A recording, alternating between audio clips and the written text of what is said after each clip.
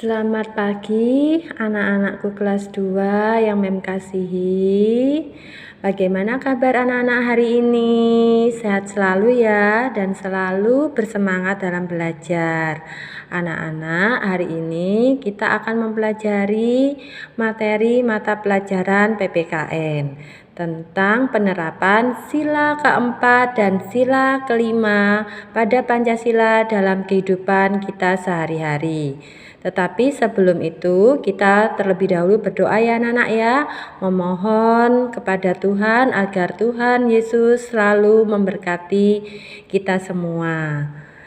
Mari anak-anak kita berdoa ya.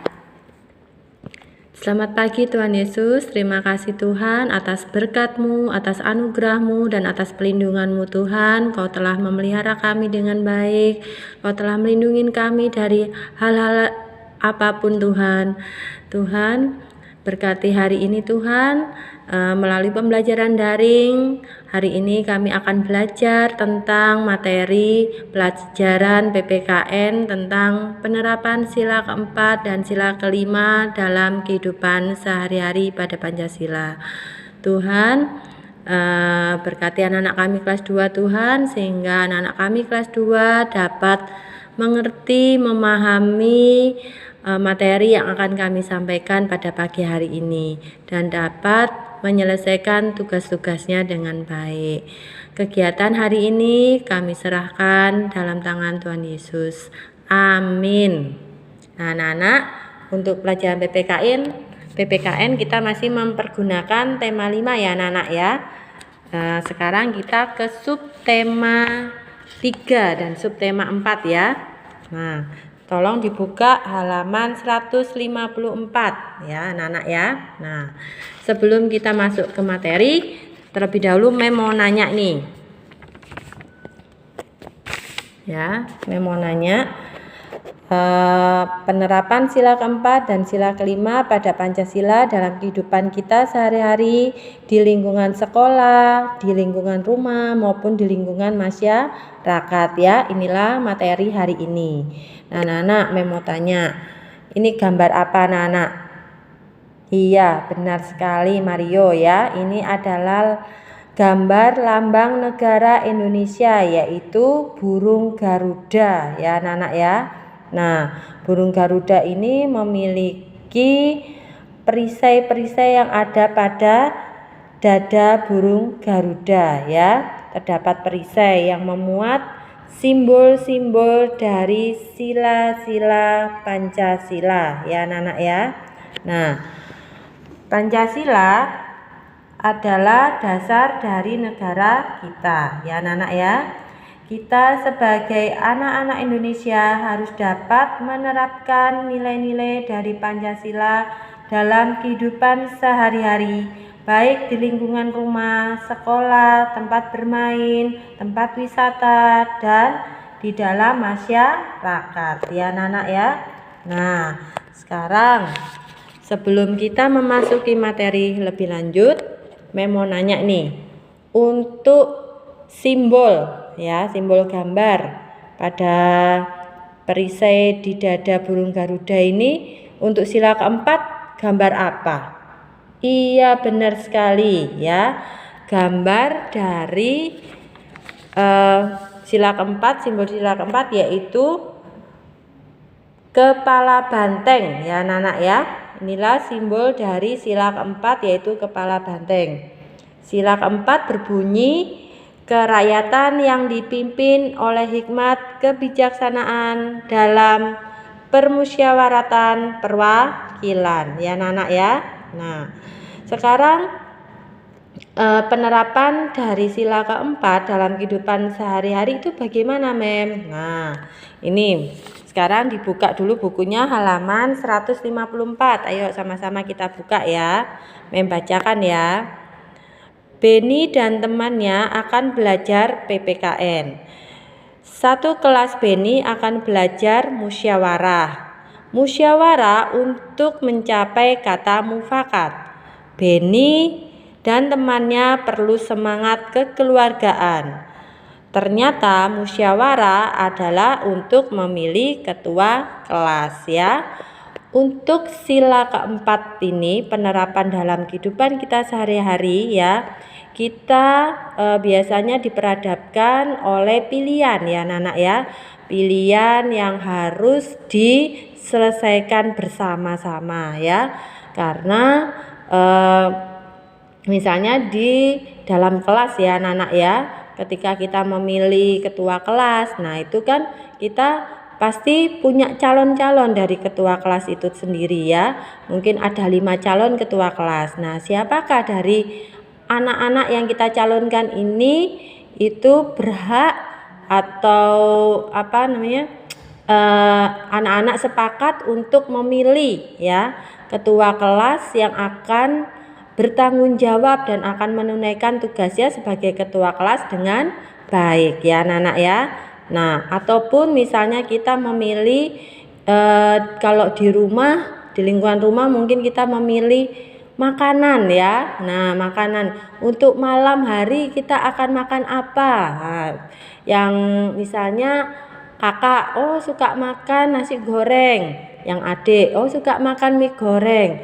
Terus yang ibunya mungkin ibu sukanya sih makan tahu tek misalnya seperti itu, atau ayahnya suka makan mie ayam misalnya gitu. Nah, itu bagaimana cara menyelesaikannya? Nah, kita harus memerlukan musyawarah ya untuk mencapai kata mufakat ya anak-anak ya.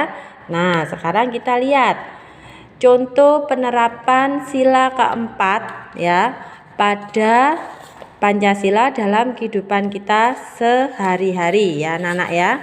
Nah, contoh kegiatan yang diterapkan sesuai sila keempat adalah sebagai berikut. Bisa dicatat ya anak-anak ya. 1. Mengutamakan keputusan yang diambil secara musyawarah. 2. Mengadakan musyawarah untuk membuat keputusan bersama. 3. Tidak memaksa kehendak kepada orang lain saat bermusyawarah. 4. Menghormati dan menjunjung tinggi hasil musyawarah. 5. Selalu mengutamakan kepentingan bersama. 6. Memberikan hak suara dalam pemilihan umum atau pemilu ya. Contohnya adalah setiap 5 tahun sekali kita akan memilih presiden dan wakil presiden. 7. Mengakui persamaan hak dan kewajiban sebagai warga negara. 8. Mengikuti jalannya musyawarah dengan baik dan melaksanakan hasil musyawarah tersebut ya anak-anak ya. Nah, jadi di dalam kita melaksanakan musyawarah itu kita harus dapat menerima pendapat juga dari orang lain ya anak-anak ya. Jadi kita harus lebih mengutamakan kepentingan bersama ya. Dan misalnya pendapat kita tidak didengar, atau misalnya yang penting kita sudah memberikan pendapat ya anak-anak ya, atau pendapat kita ternyata tidak digunakan dalam musyawarah tersebut, berarti kita harus bersikap bagaimana anak-anak? Harus bersikap lapang dada ya menerimanya ya. Karena hasil musyawarah ini adalah hasil kita bersama ya untuk mencapai kata mufakat. Dan kita juga harus ya menghormati keputusan dari hasil musyawarah dan melaksanakannya dengan baik ya anak-anak ya. Nah, sekarang kita lihat contoh dari pelaksanaan musyawarah di lingkungan sekolah ya, di sekolah Beni ini ya anak-anak ya. Pemilihan ketua kelas 2. Pada hari ini kelas 2 akan menentukan ketua kelas. Pemilihan ketua kelas akan dilaksanakan secara musyawarah. Beni memimpin jalannya musyawarah tersebut. Musyawarah ini dampingi oleh guru kelas. 2. Berdasarkan hasil musyawarah didapatkan 2 orang siswa calon ketua kelas. Kedua orang siswa tersebut adalah Udin dan Edo. Selanjutnya, Beni dan teman-teman memilih ketua dan wakil ketua dengan cara melaksanakan musyawarah kembali. Dan akhirnya Udin terpilih sebagai ketua kelas dan Edo sebagai wakil ketua kelas. Edo menerimanya dengan lapang dada dan melaksanakan tugas sebagai wakil ketua kelas 2 dengan baik dan bertanggung jawab. Ya anak-anak ya. Jadi inilah contoh dari pelaksanaan musyawarah di lingkungan sekolah Beni ya.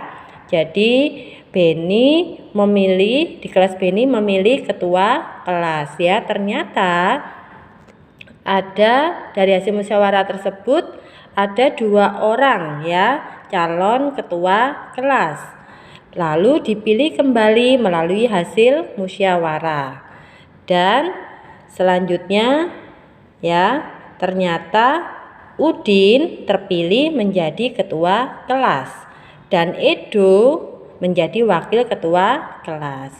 Edo harus bisa menerima dan berlapang dada menerima keputusan hasil musyawarah tersebut dan melaksanakan tugasnya sebagai wakil ketua kelas dengan baik ya. Inilah contoh dari musyawarah di lingkungan sekolah. Bagaimana kalau musyawarah di lingkungan rumah? Nah, sekarang tugas anak-anak ya. Tugasnya adalah 1. Menceritakan pengalaman anak-anak ya yang sesuai dengan penerapan sila keempat di lingkungan rumah ya tentang musyawarah tersebut. Penerapannya bagaimana di lingkungan rumah ya bersama kakak, bersama adik, bersama kedua orang tua ataupun bersama saudara yang lain. Tolong divideokan ya anak-anak ya. Jadi anak-anak bercerita lalu divideokan ya hasil penerapan sila keempat dalam lingkungan rumah ya anak-anak ya. Setelah itu tolong dikerjakan tugas halaman 155 sampai 156 langsung di buku paket tema 5 subtema 3 ya anak-anak ya. Bisa dilihat di sini bukunya. Ya. Ini juga ceritanya hampir mirip tadi dengan yang Mem berikan ya. Jadi pemilihan ketua kelas di sekolah Beni ya anak-anak ya. Nah, ini pertanyaan-pertanyaannya tolong dikerjakan ya anak-anak ya, lalu difotokan ke Mem ya. Sudah mengerti anak-anak? Nah, sekarang kita ke sila kelima pada Pancasila ya. Kita buka halaman 165 anak-anak. Nah, bisa dilihat ini. Pada burung Garuda ya, perisai, simbol perisai dari sila kelima itu gambar apa anak-anak? Siapa yang tahu? Iya, pinter Gisel. Gambarnya adalah padi dan kapas ya anak-anak ya. Nah, seperti ini gambarnya ya. Sebutkan sila kelima dari Pancasila ya. Bunyinya bagaimana anak-anak? Sila kelima dari Pancasila anak-anak. Siapa yang tahu? Tadi sudah kita belajar simbol dari sila kelima. Nah, sekarang bunyinya bagaimana anak-anak? Bunyi dari sila kelima. Ya, sila kelima berbunyi keadilan sosial bagi seluruh rakyat Indonesia ya anak-anak ya. Nah, berarti kita harus bersikap adil ya kepada semua teman, semua saudara kita yang ada di rumah ya. Nah, inilah contoh kegiatan yang dapat diterapkan sesuai dengan sila kelima dalam kehidupan kita sehari-hari ya, sebagai berikut. Bisa dicatat ini anak-anak. 1. Menjaga keseimbangan antara hak dan kewajiban. Jadi anak-anak ketika di rumah ya, pagi ini dalam pembelajaran daring, anak-anak paling banyak di rumah, tolong melaksanakan kewajibannya dan juga mendapatkan haknya secara seimbang. Contohnya bagaimana? Contohnya anak-anak bangun pagi ya, lalu membersihkan ruangan tidurnya ya, tempat tidurnya. Nah, setelah itu anak-anak juga mungkin bisa membantu ibu dulu di dapur ya, untuk menyiapkan sarapan pagi.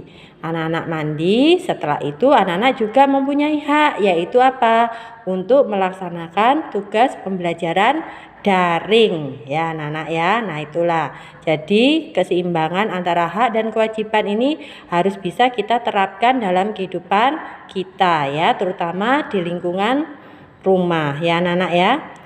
2. Bersikap adil dan tidak pilih-pilih dalam berteman. Jadi kita harus bisa menerima dan bergaul dengan teman-teman sekeliling kita atau teman sekolah kita tanpa milih-milih ya anak-anak ya. Jadi kita berteman dengan siapapun ya, tanpa kita harus milih-milih. 3. Menghormati dan menghargai hak-hak orang lain. Jadi kita juga harus menghargai teman kita ya, dalam berpendapat atau temannya ingin misalnya memilih pelajaran yang ini atau makanan ini atau warna kesukaan. Nah, itu kita tidak boleh memaksakan kehendak ya. Oh, misalnya Beni suka warna kuning, Siti suka warna merah. Nah, Beni memaksakan Siti untuk menyukai warna yang disukai Beni, itu tidak boleh ya. Jadi kita harus juga menghargai haknya orang lain dalam memilih warna ya, itu contohnya. 4. Gemar melakukan kerja bakti dan bergotong royong dengan penuh rasa kekeluargaan ya anak-anak ya. Jadi mungkin hari Minggu atau Sabtu ya anak-anak kerja bakti bersama keluarga, membersihkan rumah atau halaman perkarangan rumah ya anak-anak ya. Atau juga anak-anak sering juga membantu mungkin kerja bakti di lingkungan masyarakat untuk membersihkan lingkungan sekitar rumah ya anak-anak. 5. Murah hati dan suka menolong orang yang membutuhkan pertolongan. Jadi kalau ada teman yang minta tolong, itu ya anak-anak tolong ya, segera ditolong ya anak-anak ya. Karena orang tersebut memang betul-betul memerlukan pertolongan kita ya anak-anak ya. 6. Hormat kepada semua anggota keluarga. Jadi kita harus menghormati ya, terhadap kakak, terhadap adik, terhadap ayah, terhadap ibu ya anak-anak ya. Ataupun mungkin di sana ada anggota keluarga yang lain seperti mungkin paman ya, bibi atau saudara-saudara yang lain. 7. Bersikap baik dan berteman dengan siapa saja tanpa membeda-bedakan suku, bangsa, warna kulit, agama dari teman tersebut ya. Itu tadi yang katakan sebelumnya, kita tidak boleh pilih-pilih dalam berteman. Jadi kita harus berteman dengan siapa saja ya, tanpa memandang oh kulitnya hitam, oh kulitnya putih, atau agamanya ini, agamanya itu, tidak boleh ya anak-anak ya. Jadi harus berteman dengan siapa saja ya. Sudah mengerti sampai di sini anak-anak? Bisa juga dilihat di buku paketnya ya. Nah, ini membacakan lagi. Sila ini hubungannya dengan sikap adil ya. Jadi keadilan sosial bagi seluruh rakyat Indonesia itu ada hubungannya dengan kita harus bersikap adil ya. Adil terhadap semua orang ya. Nah, ini bisa dilihat ya, hampir sama tadi ya. Jadi kita harus menghormati kepada anggota seluruh keluarga kita, senang dengan hasil karya teman ya. Kita harus memberikan pujian ya. Terus baik kepada semua teman, ingin selalu maju bersama teman dan adil kepada semua teman. Misalnya Beni memiliki kue ya. Nah, Beni memiliki 5 orang teman dekat ya. Nah, berarti Beni juga harus membagikan kue-kue tersebut kepada 5 orang temannya ya. Beni tidak boleh hanya membagikan kepada salah satu dari temannya. Berarti Beni tidak bersikap adil. Jadi Beni harus juga dapat bersikap adil, yaitu dengan memberikan ke-5 temannya semuanya roti tersebut. Lalu saling menolong kepada semua orang atau semua teman ya anak-anak ya. Nah anak-anak, tugas anak-anak untuk sila kelima adalah mengerjakan halaman 209 ya. Catatan untuk anak-anak, tolong dicatat materi tersebut di buku tulis ya. Selamat mengerjakan anak-anak ya. Tuhan Yesus memberkati. Sebelum kita akhiri pembelajaran hari ini anak-anak, marilah kita berdoa ya, agar ilmu yang kita dapat hari ini dapat bermanfaat bagi kita semua. Terima kasih Tuhan atas berkat-Mu Tuhan, atas anugerah-Mu Tuhan. Pada pagi hari ini kami sudah menyelesaikan materi pembelajaran tentang pelajaran PPKN, yaitu tentang penerapan sila keempat dan sila kelima pada Pancasila dalam kehidupan kita sehari-hari. Berkati anak kami kelas 2 Tuhan, agar anak kami kelas 2 dapat menerima pembelajaran hari ini dengan baik dan mengerjakan tugas-tugasnya dengan baik pula. Terima kasih Tuhan, kami serahkan semuanya dalam tangan Tuhan Yesus. Amin. Selamat pagi anak-anak kelas 2. Tuhan Yesus memberkati.